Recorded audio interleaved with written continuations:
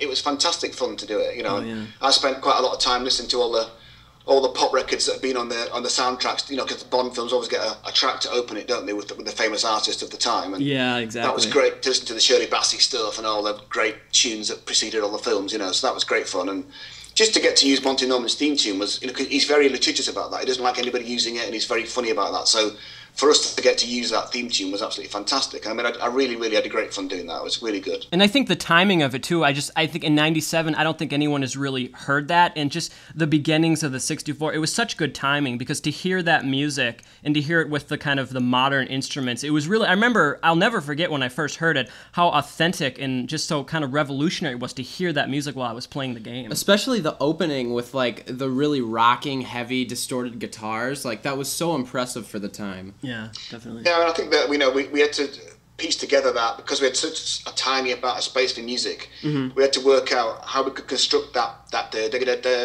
on the metal guitar. We had to work out how we could construct it by using the minimum amount of actual real samples. So you could there's like maybe 3 or 4 phrases that exist in that entire tune. I see. So we'd cut it up and use, you know, phrase 1 to phrase 2 to phrase 1 to phrase 3. You know what I mean, like that. So it isn't all one take. It's all pieced together with little tiny bits of that bit, because memory was so tight on the machine in the early days.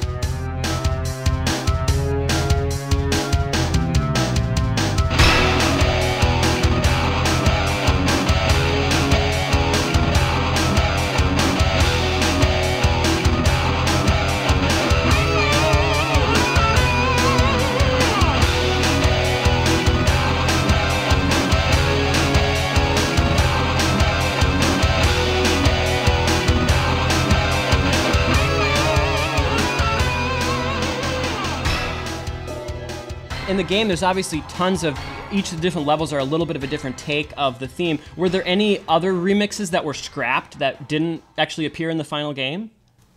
I did do a full-blown metal version of the entire theme tune right at the start, but we could never get it in the memory. I just did it to kind of rehearse it. I've got it somewhere. Oh, cool! Very cool. It's yeah, we kind of did that. Cause at that time I was trying to prove myself, so I was trying to just do what I could to get people to think I could do a good job. So.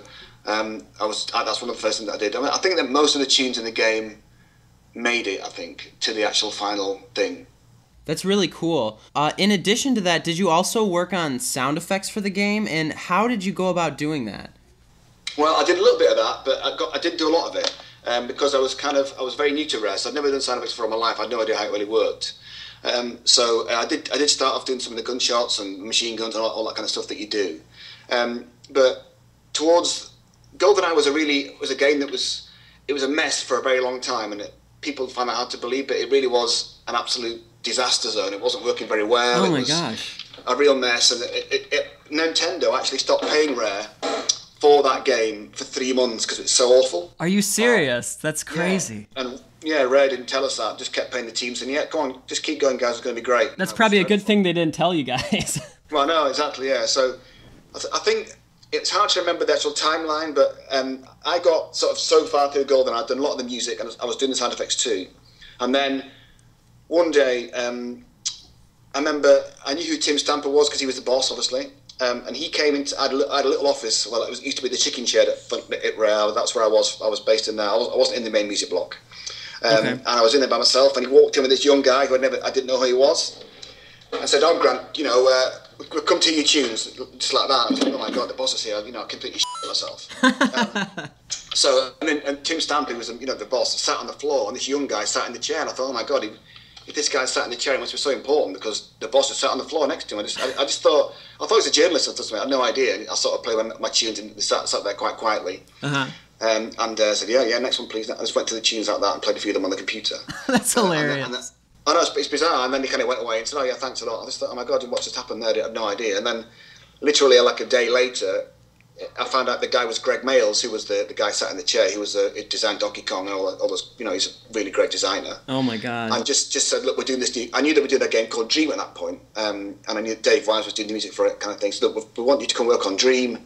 And you just kind of finish." I said, "Well, I'm busy with Goldeneye." I said, "Well, no, just a minute. You're coming to work on Dream now." And it was like that. "I'm the boss. This is what you're going to do." You know? I was like, "Oh, right." So I just kind of got dragged off Goldeneye very quickly. So so I didn't get a chance to complete it. I mean, I got through, I don't know, most of the music I said and a bit of sound effects, but then Graham came back from Blastcore and Graham Norgate finished it off. I see. And then Dream, that was never released, right? No, that turned into Banjo Kazooie. So we'd done that for probably a little while. Halfway through that, Dave went off to do Diddy Kong Racing, so I was left to do Dream by myself. So that was kind of my first game that I'd completed to myself in its entirety, from start to finish. Now, as far as the music, did the music carry over to Banjo as well? Some of it did, not a lot of it. Okay. I wrote about 107 pieces of music for that game, something like that, and then it got changed to Banjo Kazooie. Okay. And Dream was more like an RPG sort of wander about open world thing. So I'd written some tunes that were more, in accordance with that. I see. Was that hard for you once you realized that game wasn't going to be released? Was that kind of like, oh, I just spent all this time for nothing, or how did that make you feel? Well, I don't know. Really. I think that when you're hired by someone to do a job, you just do the job that they ask you to do. I think you just have to. I think, especially being a video games guy, you have to be prepared just to start again.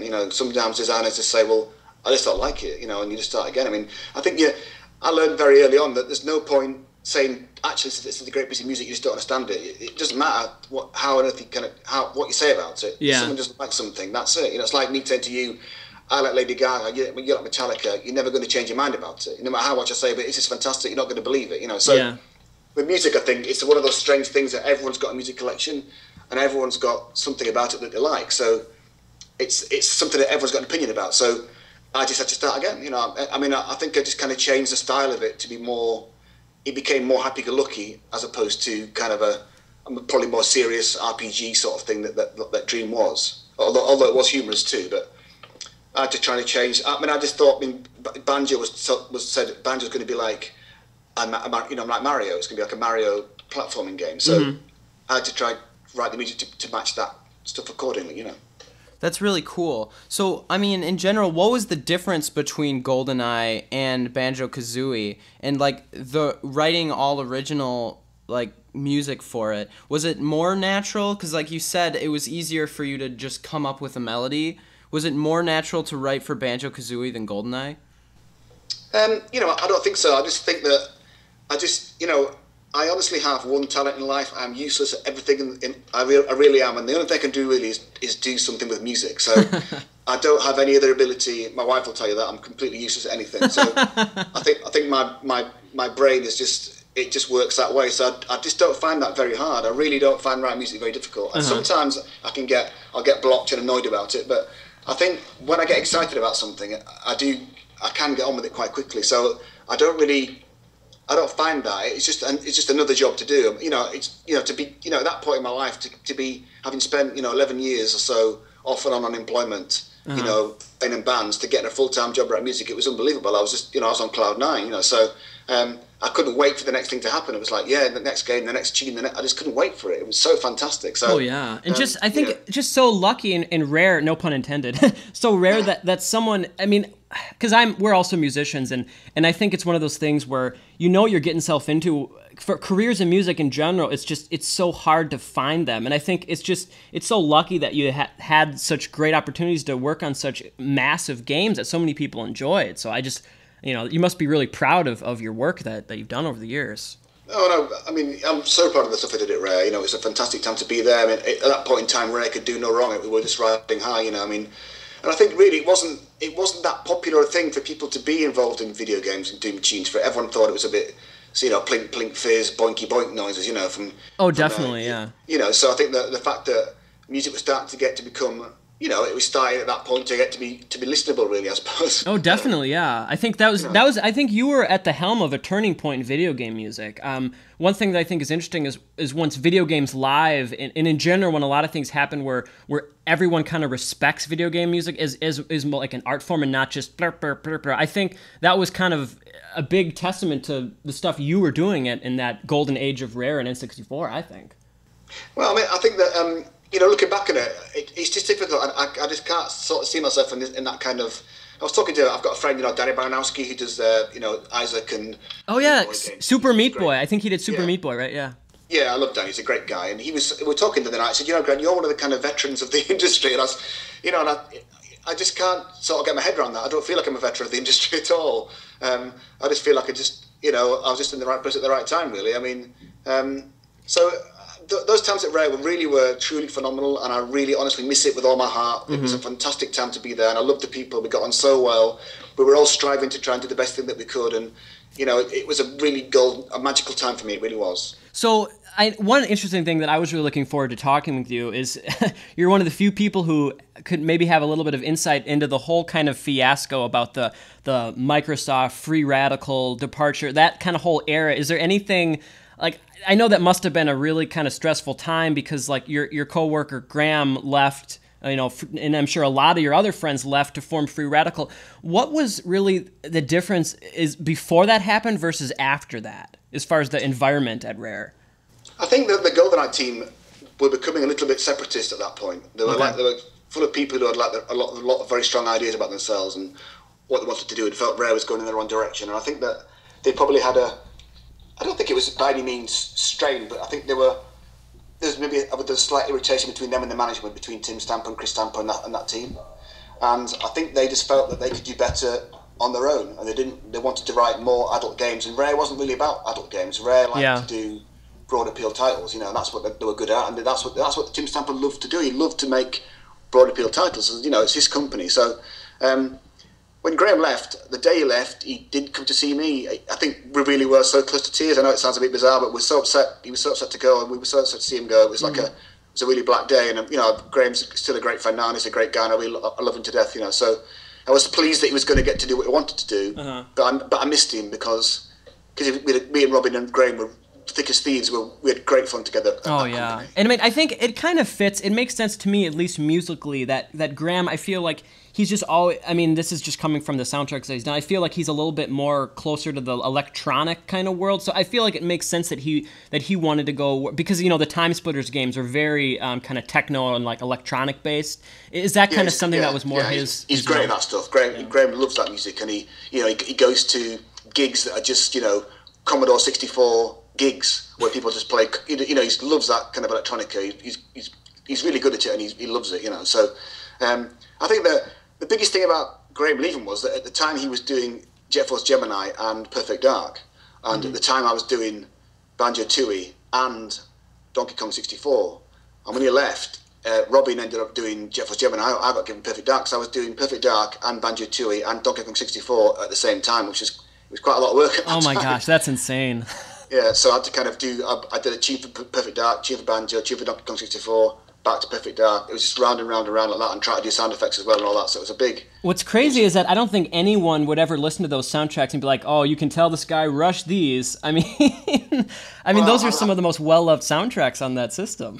Well, it was certainly a chat. I mean, it was nice to do Perfect Dark because that was a darker game, and I could write some music that was more electronic and all that. It was quite good to get into that, and I really enjoyed doing that game. It was great. Was that easier because since you were a guitar player, you were finally able to incorporate a little bit more of guitar elements, like in the end credits and stuff like that? Was that kind of nice to incorporate more of your rock background? Yeah, it was. But I think also I like to write that kind of dark chord sequence. So there's a lot of dark music in Perfect Dark, and like Chicago Stealth is probably one of my favorite pieces that I wrote for that game, and I loved it. That was a great. I just like writing it. It was right up my street. That's definitely one of my favorite pieces of yours.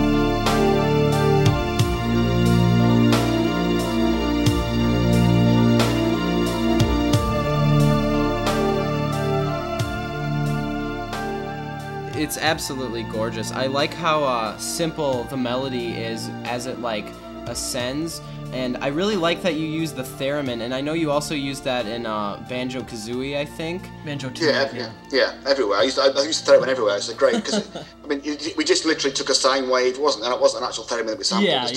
Just took a sine wave and added some portamento to it, and a bit of pitch bend, and that was it really. It was a great instrument to use, and that sort of came around when I did the Mad Monster Mansion in Banjo Kazooie, because it was it's a classic thing to hear in a haunted house or a 50s B sci-fi film. So that was why I used it, because it was, it was kind of comical and all that, but it fitted elsewhere quite well. So I love the theremin. It's a great instrument to use. Now, are you aware that, Grant, you have an incredibly signature style of composing? Like, are you aware of that, or is that something that's just you can't help but be yourself? I don't know really.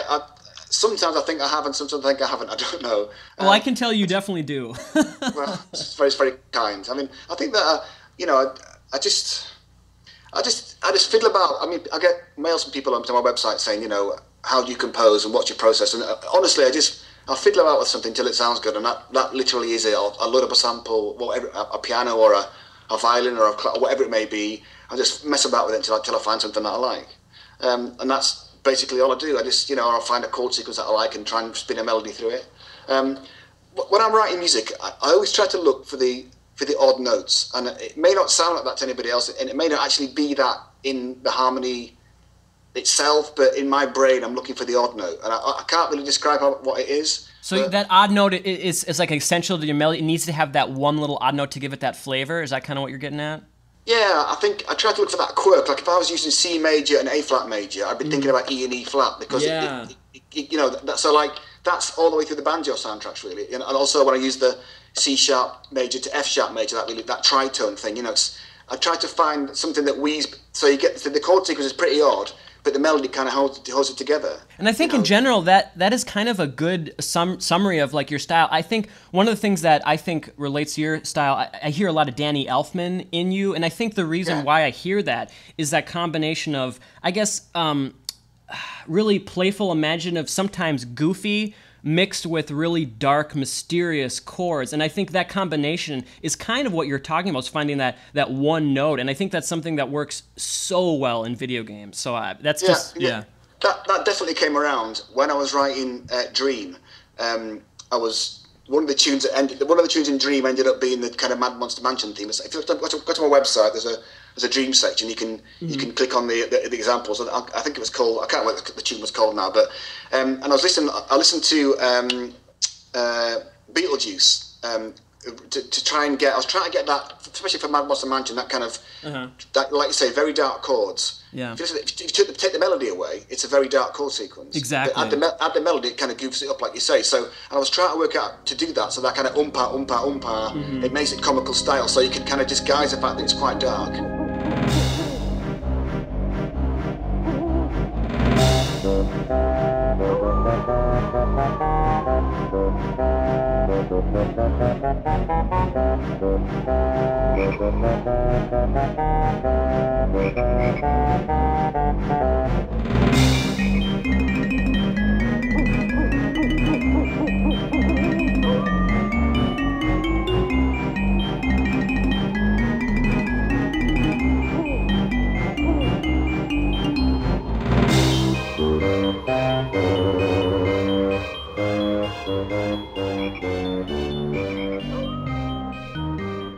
And I think the reason that transcends a lot of different generations is because the games, let's say Banjo Kazooie, obviously great for kids, and in some ways people might assume it was designed for kids, but a lot of adults enjoy it too. And I think in your music, one of the things that transcends it is that it has the kid-friendly style, but it also has just that hint of darkness that I feel like it's universally enjoyed, I think, by a lot of people.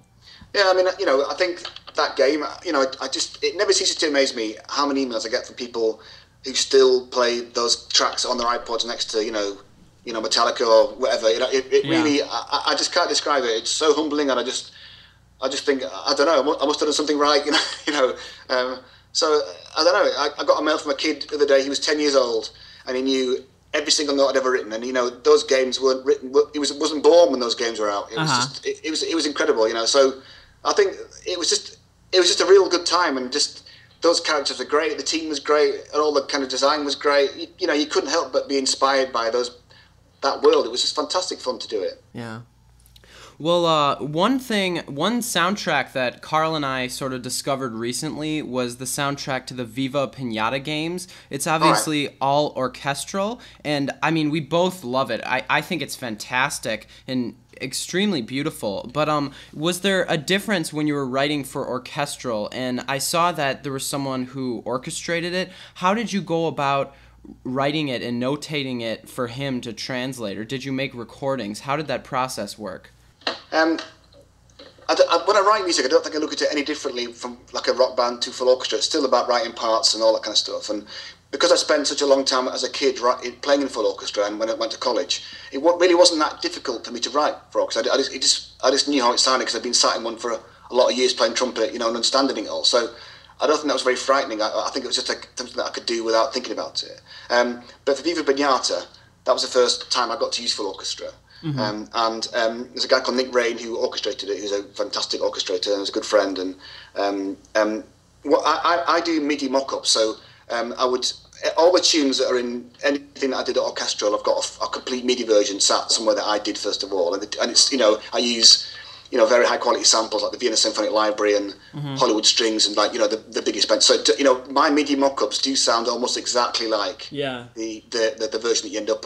So Nick Rain really, I'll send Nick Rain a MIDI file so he gets all the notes in case there's something he can't work out, and an MP3 file of my MIDI mock-up. I mean, Hollywood Strings is just, I feel like that's almost used more than anyone would imagine. It sounds amazing. yeah, it's a good library. I've got to say, I'm still not too happy with the legatos, but the rest of it's pretty good. Yeah, I feel like that's kind of the hardest thing to ever capture is the legato stuff. Yeah, so like Nick would change some stuff if he thought that if I'd got some chord voice and rock. Sometimes when I write for bassoons, I write triads very close together. So bassoons don't sound great like that. So he would use a compound interval for those parts, but generally speaking, what I wrote in the MIDI file, in the MIDI mock-up, is what you hear, so it didn't change very much. Well, that's really cool because I mean that soundtrack is so impressive to me. I was listening to it again today, and it's just absolutely gorgeous. Every track is at this consistent level of quality, and it's so beautiful. I feel bad that I never played the game because I always thought it was just for kids, but the music is just fantastic.